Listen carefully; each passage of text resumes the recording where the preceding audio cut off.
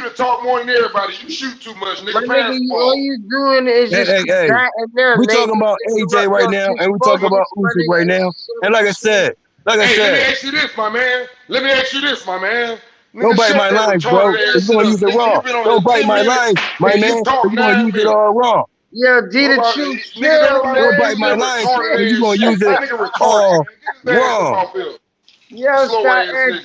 Go ahead, antagonizing pick a Yeah, me. do, fighter, but to let pick him a talk. fighter, to I'll pick let a that nigga fighter. talk for Hey, 5 minutes and he'll we repeat the know same shit. the style that you like. Dumb We know motherfucker. what you prefer, and guess what? 9 out of 10, the flexible fighters got your footwork fighters the fuck out of here, my man. So you bet how you bet, my nigga. You want to bet on That's Usyk because another he's a body, quote right? unquote footwork guy?